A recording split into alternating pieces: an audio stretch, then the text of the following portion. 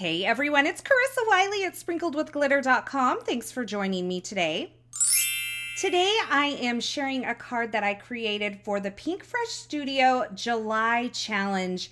And in the Pinkfresh Studio Challenges, there's usually a theme as well as a color palette.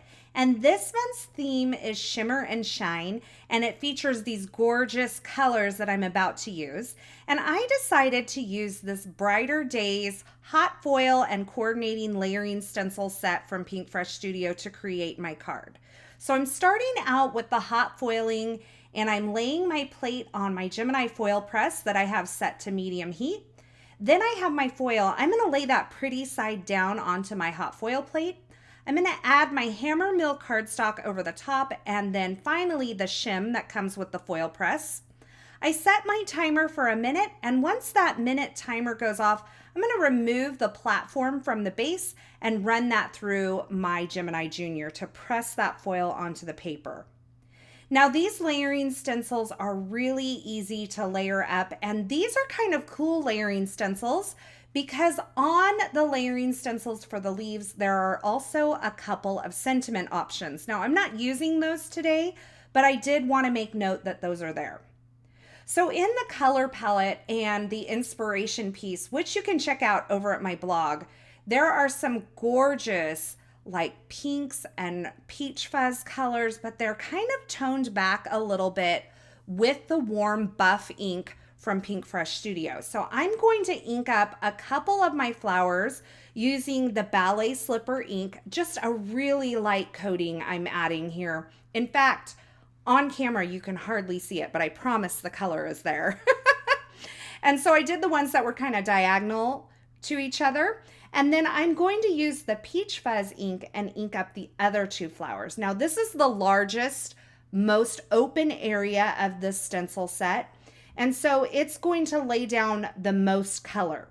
Now, as I work my way through the stencil set, we'll go into the detail layers and the center of the florals, and then finally the leaves. But one thing that I just want you to keep in mind is that you can use as many or as few of the layering stencils that you want to. So you can see when I remove that first layering stencil, there's a very light wash of color.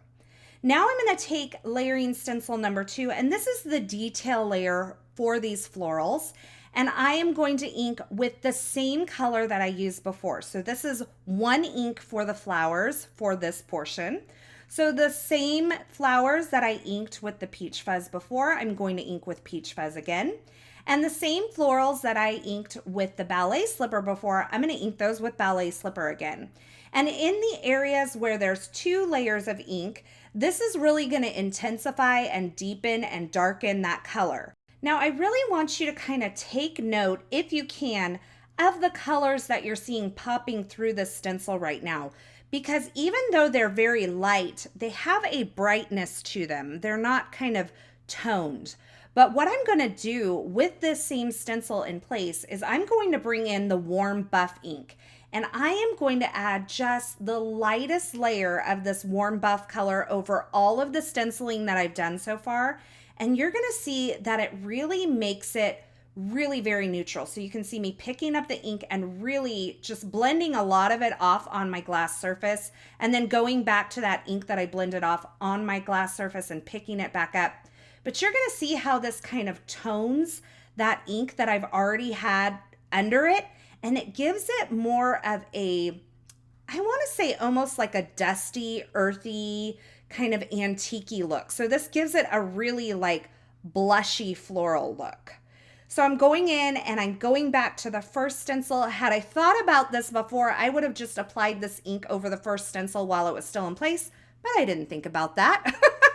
So I just added my first stencil back to the foiled area and then inked with that warm buff again. Now this third stencil is for the centers of the flowers, and I have to say I didn't take a lot of care to do a whole lot with the centers because I felt like with this month's theme, which is Shimmer and Shine, I would probably add something to the center of these florals to add a little another element of shimmer or shine. And so I just briefly went over those with kind of some of the ink that was already on my brushes. Now for the leaves, I used Evergreen for these leaves. And then I foiled a second set of these florals and leaves, and I inked those in the olive color of ink, which is also in the color palette that's kind of prescribed by this challenge. And by the way, if you've never entered a Pinkfresh challenge, Pinkfresh Studio challenge, you can absolutely do it. They give away prizes. There's some beautiful inspiration that you can check out over on the Pinkfresh Studio challenge blog. So I really encourage you to check it out. It's a really fun time, and it's a great way to kind of see what other crafters are doing and interact in your own way. So you can see that I am actually using a mini blending brush to add the ink to these leaves because I really want a controlled area. You can see I added a heavier amount of ink kind of towards the middle of the leaves, and then I allowed it to kind of fade out with a really light hand of that blending. Now, once all of my ink blending is done, I'm going to use the coordinating one-piece die. I'm going to position it over my ink blended florals, and then I am going to hold it in place with some repositionable or removable tape, run that through my Gemini Junior to die cut those florals out. They are absolutely gorgeous. I'm so glad that this challenge kind of came out because it really pushed me to try something just a little bit different. And you can see that once I have these die cut, I'm using 3 of the 4 florals that are in the set, and I'm using leaves from 2 runs through the foil press machine. So all in all, I ended up with some extra florals that I can use on another project. And after I have these arranged on my work surface, I am going to take a Misty sticky mat that I've cut down to the size of an A2 size card front, and I'm going to pick up that arrangement so I can kind of move it around as one piece. And I'm going to be able to flip that over and add some adhesive to the back of those pieces so that I can keep everything where I want it. And I, in fact, went back and added another leaf to the bottom of that arrangement. So far, the only element of Shimmer and Shine that I have is the hot foiling, and that is gorgeous on its own. But we're getting ready to kick up the level of Shimmer and Shine here in just a bit.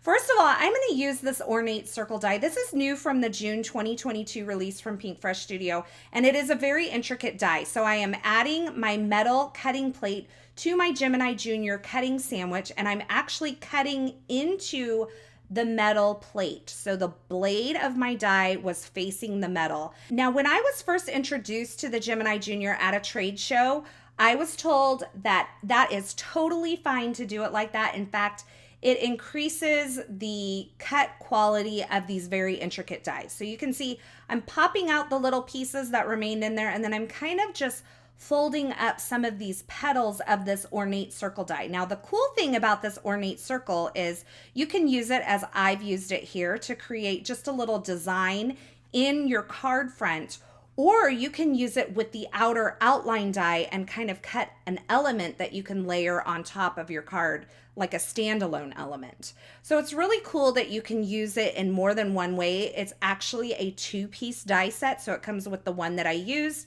and then an outline die as well. So now that I have everything kind of going in the direction that I think I'm going to end up, I'm going to hold these florals together with some foam adhesive on the back. I have some repositionable tape on the back of some of my leaves there, and I just wanted to be able to pull it off of this Misty sticky mat so I could better see this on this element that I'm creating.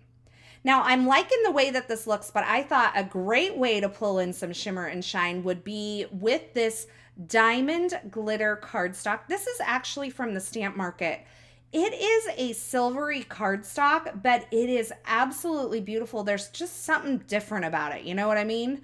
And it looks so beautiful peeking through the openings of this Ornate circle. So I cut down some strips of foam adhesive and added it to the back of that card front panel that I die cut with the Ornate circle. I'm adding that right on top of my glitter panel there. And you can see my panel actually is a matte. So there is a thin glitter border around this card front panel as well. And then I'm adding my florals. Now, they are going to sit inside of that circle that the Ornate circle die cut out from the center of the card. So I have a double layer of foam adhesive on those. And then for my leaves, I'm just going to glue them right to the card front where they overlap. And I have that removable tape on there now. I was trying to place them with that in place and it didn't work out well. So I just went back and added them one by one, kind of how I had them originally placed on that Misty sticky mat. And I'm just using that liquid glue to keep them in place. And I was sure to kind of mix up my greens, so I have the Evergreen and the olive next to each other, so there's that nice mix of greens.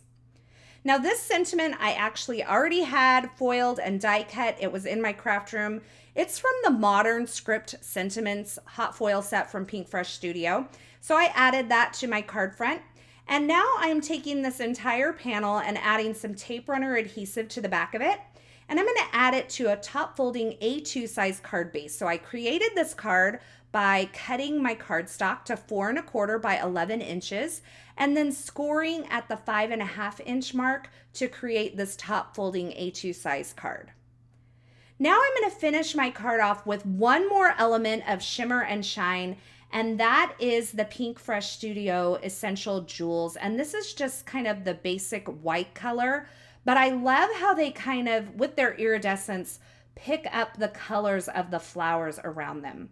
So there you have it, my completed card project for today. Lots of areas where I've added some shimmer and some shine, but really I took my inspiration from the inspiration photos and color palette that Pinkfresh Studio provided. I love the way this turned out. It would be gorgeous for any occasion.